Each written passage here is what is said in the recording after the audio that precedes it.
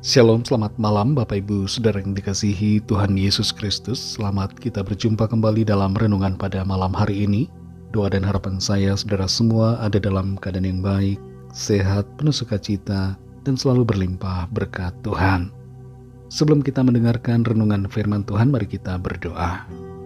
Malam ini Bapa, kami datang kepadamu, mengucap syukur karena kasih-Mu, kemurahan-Mu yang Tuhan selalu limpahkan dalam hidup kami. Kami ada karena anugerah-Mu. Terima kasih untuk penyertaan-Mu yang memampukan kami. Saat ini kami mau mendengar sabda firman-Mu.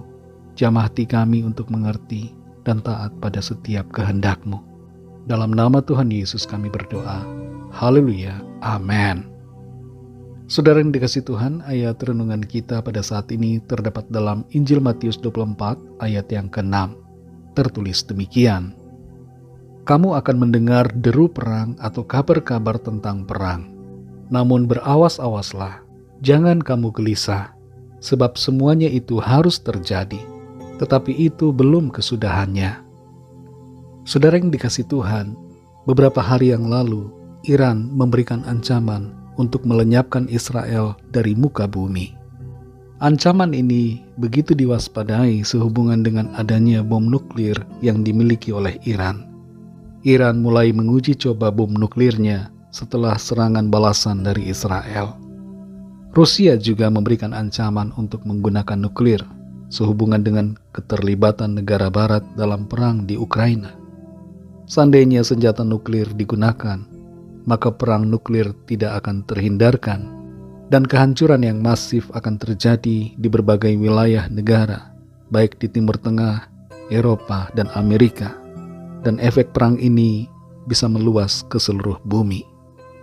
Kita semua berdoa dan berharap agar perang segera berhenti dan akan ada kedamaian. Namun bagaimanapun juga kita perlu menyadari bahwa situasi perang tidak akan terelakkan di akhir zaman karena sudah dinubuatkan. Dalam Matius 24 ayat 6 ini, Tuhan Yesus berkata, "Kamu akan mendengar deru perang atau kabar-kabar tentang perang. Namun berawas-awaslah, jangan kamu gelisah, sebab semuanya itu harus terjadi, tetapi itu belum kesudahannya."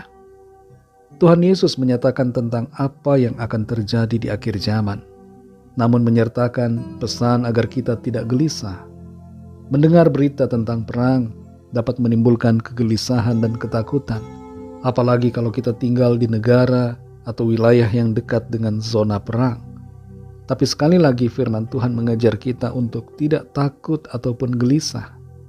Perang memang akan terjadi sebagai salah satu tanda di akhir zaman, dan kita perlu menghadapinya dengan bijaksana.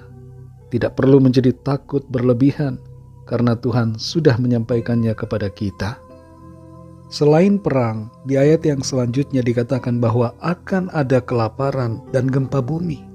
Juga akan ada penyiksaan atau aniaya yang berat. Tapi sekali lagi, kita tidak perlu takut ataupun gelisah. Mengapa kita tidak perlu takut atau gelisah menghadapi situasi di akhir zaman? Alasannya pertama, karena ketakutan dapat membuat kita goyah dan berpotensi kehilangan iman. Ketakutan hanya akan membuat iman kita menjadi lemah. Tuhan memberikan kepada kita bukan roh ketakutan, tapi roh yang membangkitkan kekuatan. Alasan yang kedua, ketakutan membuat fokus kita berubah dari mengasihi Tuhan menjadi mengasihi diri sendiri dan mengasihi dunia ini. Dan yang ketiga, kita tidak perlu takut karena Tuhan telah menjamin keselamatan dan kehidupan kita yang kekal. Dalam Yohanes 11 ayat 25 Tuhan Yesus katakan, "Akulah kebangkitan dan hidup. Barang siapa percaya kepadaku, ia akan hidup walaupun ia sudah mati."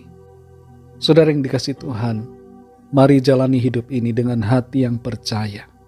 Kalau ada kegelisahan dan ketakutan, singkirkan itu dengan bersandar kepada Tuhan dan mengandalkan firman-Nya. Kasihi Tuhan lebih lagi. Di dalam kasih tidak ada ketakutan. Kalau kita takut, berarti kasih kita pada Tuhan belum sempurna. Karena itu mari kasihi Tuhan lebih lagi dengan segenap hati kita. Di dalam dunia yang penuh dengan kebencian, mari kita tebarkan kasih.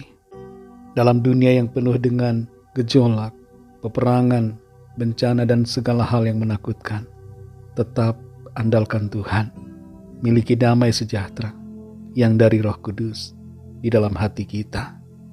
Mari kita berdoa. Terima kasih Tuhan Yesus, kami mengucap syukur untuk firman-Mu.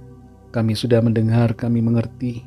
Roh Kudus-Mu berbicara kepada setiap kami, untuk kami tidak takut menghadapi berbagai keadaan yang terjadi hari-hari ini. Tolong kami yang sedang gelisah, yang sedang takut, yang cemas, agar kuasa-Mu Tuhan memenuhi kami. Penuhi hati kami dengan damai sejahtera. Penuhi hati kami dengan keberanian, dengan sukacita-Mu. Lenyapkan setiap ketakutan, setiap kegelisahan dalam hati kami. Dan pimpin kami Tuhan untuk kami senantiasa teguh beriman, percaya kepadamu, mengandalkan Engkau, tidak takut dengan situasi apapun juga, tapi selalu percaya kepadamu, dan lebih lagi mengasihi-Mu Tuhan Yesus. Terima kasih Tuhan, kuatkan setiap kami. Kami berdoa untuk wilayah-wilayah yang sedang konflik di dunia ini. Berikan keamanan, berikan perdamaian ya Tuhan. Dan kami juga berdoa mohon lawatan Tuhan secara khusus untuk setiap orang dari segala bangsa, supaya mereka mengenal Engkau Tuhan sebagai Tuhan yang benar, percaya kepadamu, dan menerima anugerah keselamatan. Berkati kami Tuhan di sepanjang malam ini dalam istirahat kami. Lindungi kami dengan kuat kuasa-Mu. Kami berdoa bagi yang sedang dalam pergumulan. Lawat ya Tuhan, sembuhkanlah yang sakit, kuatkanlah yang lemah. Berikan semangat baru kepada yang berputus asa.